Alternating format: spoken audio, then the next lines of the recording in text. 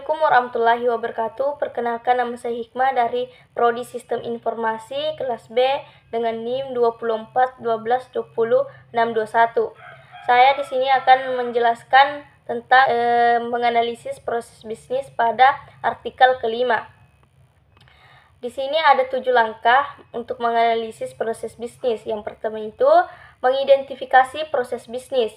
Di sini ada 3 tahapan. Yang pertama itu adalah melakukan pemetaan proses bisnis yang saat ini diterapkan. Kemudian setelah data terkumpul, model proses bisnis yang ada saat ini akan dibuat menggunakan Business Process Modeling Notation BPMN. Kemudian proses bisnis ini terdiri dari beberapa subproses, termasuk penerimaan pesanan. Kemudian langkah kedua itu mengumpulkan informasi. Yang pertama itu studi literatur.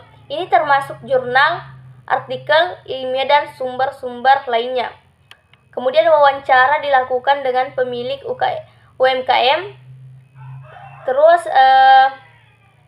observasi, kegiatan produksi dan analisis catatan order juga dilakukan untuk mendapatkan gambaran yang lebih jelas.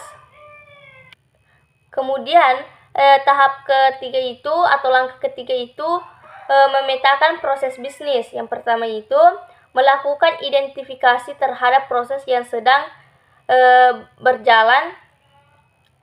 Yang kedua, setelah data terkumpul, dilakukan pemetaan bisnis menggunakan pendekatan Business Process Modeling Notation untuk menggambarkan model proses yang ada. Kemudian hasil pemetaan ini mencakup seperti pemesanan bahan baku, pengecekan kualitas produk, dan penyelesaian pembayaran. Kemudian langkah keempat itu menganalisis kelemahan dan hambatan. Yang pertama itu ketergantungan tinggi kepada supplier menyebabkan keterlambatan bahan baku. Kemudian nego harga bahan baku yang memakan waktu. Kemudian kurangnya sistem pencetakan stok yang baik. Kemudian proses produksi manual dan tidak terkoordinasi dengan baik. Kemudian langkah kelima yaitu merekomendasikan perbaikan. Yang pertama itu pelatihan dan sosialisasi. Melakukan pelatihan kepada karyawan dan sosialisasi kepada pelanggan mengenai sistem yang baru diterapkan. Kemudian menentukan supplier yang dijadikan tempat menyediakan bahan baku agar nego harga tidak memakan waktu. Kemudian langkah berikutnya itu mengimplementasikan perubahan. Yang pertama, penerapan format order. Yang kedua, eliminasi negosiasi dengan pemasok. Yang ketiga, membuat proses melalui e-commerce. Langkah ketujuh atau langkah terakhir yaitu melakukan evaluasi dan pemantauan. Yang pertama, monitoring proses bisnis, memantau bahwa semua proses berjalan sesuai dengan yang diharapkan.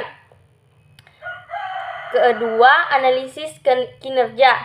Yang ketiga, penerapan sistem pemantauan.